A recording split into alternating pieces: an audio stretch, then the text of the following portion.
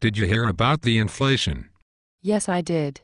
From that quantitative easing video you sent me, remember? But aren't the food prices higher than a year ago? Yes. Aren't the gas prices higher than a year ago? Yes. Oh yes.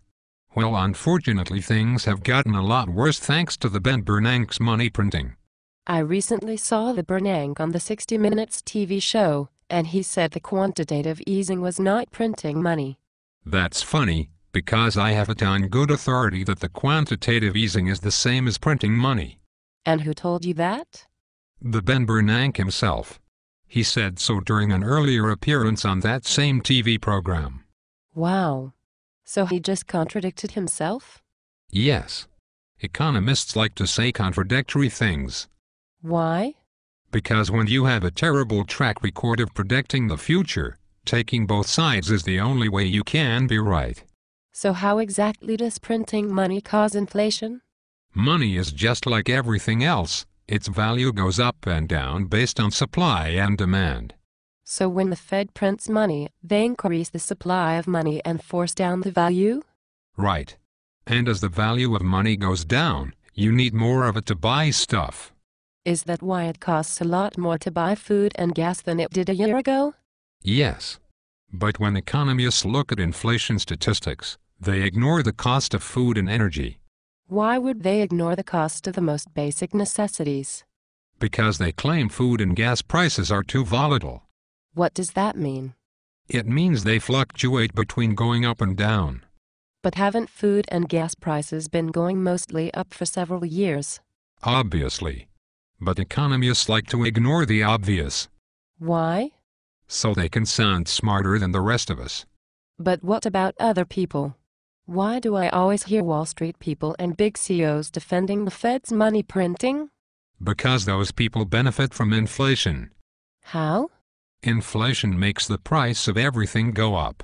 So it makes the cost of food and gas go up, but it also makes assets like the stock market go up. And those people own a lot of stocks? Yes. The richest people in America have most of their net worth in stocks. Many corporate executives get parts of their salary in stock. And Wall Street profits are completely tied to the stock market. But don't they also drive cars and eat food? They do, but the cost of those things is insignificant to their net worth. And I guess the opposite is true for very poor people. Right. Poor people don't own any stocks, and they often live paycheck to paycheck, so any increase in the cost of basic necessities will hurt them. So then inflation is a policy that hurts the poor while it helps certain types of rich people? Exactly. It's really hard to believe the Fed would be willing to hurt poor people so long as the stock market goes up.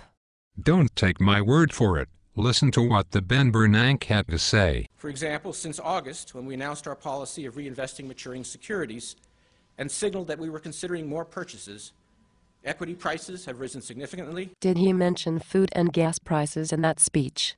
Yes. So he took responsibility for them? No. The Bernanke said his money printing has nothing to do with commodity price increases. Does anyone believe that? No. Even the Fed's own supporters on Wall Street have been advising their wealthy clients to invest in commodities to benefit from the quantitative easing. What about inflation statistics other than food and gas? Are those going up? Somewhat, but they understate the truth. Why? Because they use virtual price decreases to offset real price increases. What is a virtual price decrease? According to economists, if a fancy smartphone this year costs the same as it did last year but has more features, then it's deflating. But what about people that can't afford a fancy phone? Those people are just screwed. It's hard to believe anyone would think gas and food price increases are not a problem because gadgets are getting cheaper. Though William Dudley, who is the head of the New York Fed, disagrees with you. I certainly acknowledge that food prices have gone up, but a lot, people also forget that other prices are going down. Today, you could buy an iPad 2 that costs the same price as iPad 1, that's twice as powerful. Doesn't the William Dudley realize how such a policy will impact poor people?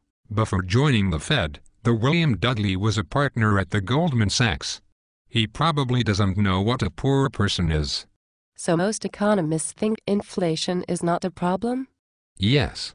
They think inflation is tolerable so long as wages and salaries are not going up. So they think it's okay for people to have to pay more for necessities as long as they have less income. Exactly. That is the dumbest logic I have ever heard. Dumb logic is at the core of modern economic theory. So is there a good alternative to modern economic theory? Yes. What is it? It's called common sense. What's a common sense way of understanding money printing and inflation? Just realize that you never get something for nothing. What do you mean? I mean, if there are benefits to money printing, like higher stock prices, then there has to be a cost. As in higher food and gas prices and struggling poor people? Yes. Along with international turmoil and punishing people that like to save money. How does inflation punish savers?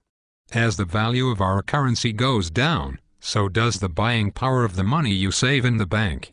So the Fed would rather we spend all our money than save it? Yes. Why do you think we have zero interest rates? But isn't not having enough savings one of the reasons we got into this mess in the first place? Yes. Wow. I know. It's hard to believe all of this is possible. In a world where cartoon bears on YouTube are the most reliable source of information, anything is possible.